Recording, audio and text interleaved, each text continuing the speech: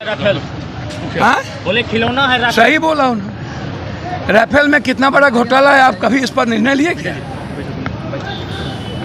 Rafale की जांच क्यों नहीं हुई? पुलवामा का RTX कहां से आया, आज तक किसी ने बताया क्यों नहीं? पहलगाम में 47 कहां से आया, क्यों नहीं बताया गया? आज इंदिरा गांधी होती तो चाइना भी जाते। क्या कारण है भाई कि श्रीलंका का चीफ कहता है कि यदि POK की ओर बम चलाया तो हम नष्टो नाबूद कर देंगे भारत के नॉर्थ ईस्ट को। श्रीलंका भी हमको आंख दिखाएगा। अब यह बच गया है हमारी दुर्गति, और हम प्रगति एक बार जवाब तक नहीं दे पाते हैं। गलत क्या कहा उसने? हम हथियार खरीद किससे रहे? हथियार का व्यापारी कौन है? ड्रग्स कहां से आता है? लश्कर ए तौबा का ड्रग्स आया किस पे? बंदरगाह पर। RTX किस रास्ते से गया? अभी तक हम चुप हैं। जांच होनी चाहिए। कौन है भारत के भीतर यह दुश्मन जो इसे कभी RTX मुहैया कराता है, कभी 47?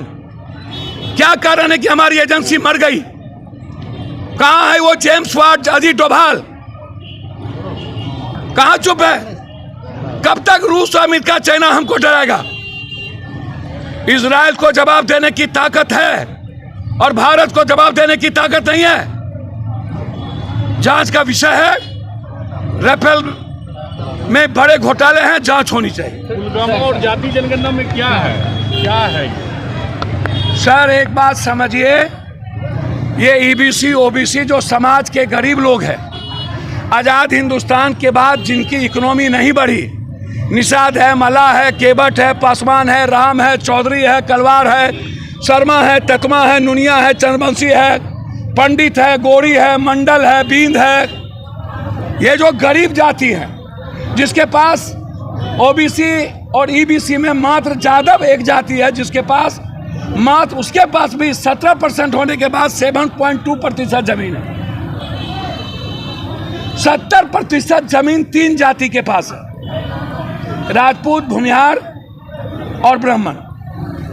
OBC EBC में 7% सबसे ज्यादा जमीन यादव के पास।